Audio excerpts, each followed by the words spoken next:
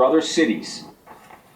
All right, joining us now is Cheryl Dorsey, a retired LAPD sergeant who is now a police expert and community activist, author of a book also called The Creation of a Manifesto, Black and Blue.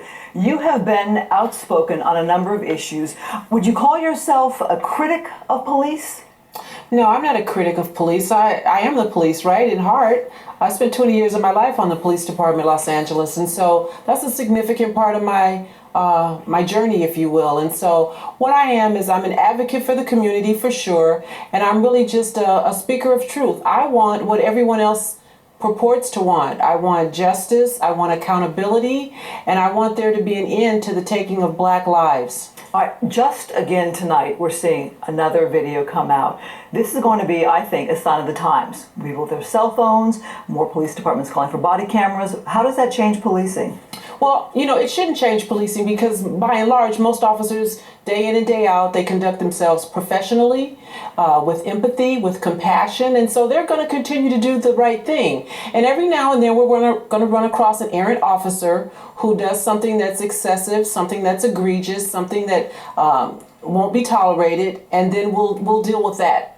I almost want to stop you there because of the remarks I get sometimes on Facebook or Twitter, people who contact me and feel that law enforcement isn't day in and day out doing their job in a just way. What do you say to that? Well, I say that, you know, the law enforcement is no different than society, right? As a police officer, I deal with the microcosm of those people in the community who are doing bad things, and I deal with them every day, for the most part. That 10% that's committing crime. And so the police department is the same way. You have, and I don't know what the percentage is, but you have a small minority of police officers that are using excessive force, and they're getting the attention. They're the squeaky wheel that needs to be oiled, right? But you're calling for justice in certain cases. Absolutely. But not, like, I want to think about, because we had you interviewed when the homeless man was shot in LAPD on Skid Row. And you said that was not one of the cases you felt the community should have the outrage that we're seeing in other cases. Well, I can't speak to what the community should feel, right? I just speak for me. And so for me, that particular case did not cause me a lot of anxiety because understand,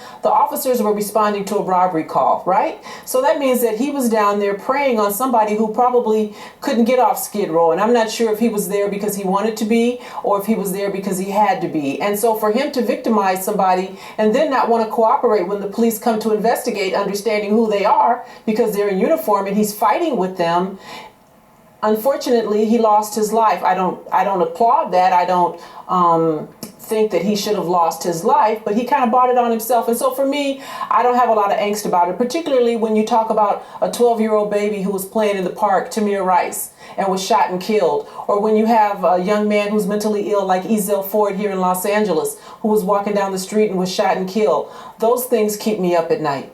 All right, we look at the South Carolina situation. People would ask, how can an officer shoot a man in that scenario? What would you say to that? Well, what I say is that he's over the top, right? He didn't just start off shooting a man because he ran from him. Officer Schlager had a history. And I knew when I saw that incident that that wasn't the first time that he had used excessive force. So now we know that to be true. Because we know that in 2013, he pulled a man out of his home under the guise of a 459, a burglary investigation. The man comes to the door in his underwear. He pulls him out, tases him.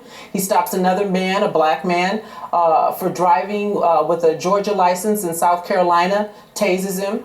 And so it wasn't until he did this very terrible thing to Walter Scott that the police department could no longer look the other way. But tasing somebody and shooting them dead, two different things. Absolutely, but it starts somewhere, right? You don't start off robbing a bank. You start off with minor offenses, and then you work yourself up to the mother of them all, if you will, and that would be taking a life. All right, so you're talking about, because we talked about this earlier, you want more accountability earlier on, you say? Absolutely, because had the police chief in South Carolina handled Officer Schlager the first time around, maybe we wouldn't be here. It's not a guarantee, but certainly there was no consequence, because when the gentleman that was pulled out of his home, booked for resisting arrest, and then had the charges dropped, when they filed a personnel complaint, the officer was exonerated. And I don't know what the outcome was. I imagine there was no outcome for the gentleman driving because he's suing now. So had Officer Schlager been dealt with initially, we may not be here today. All right, so a lot of facts are going to come out if this goes to trial. All right, Cheryl Dorsey, just want to post some things that people are saying right now on the recent rash of police shootings on Facebook, and here's what some of the people are telling me.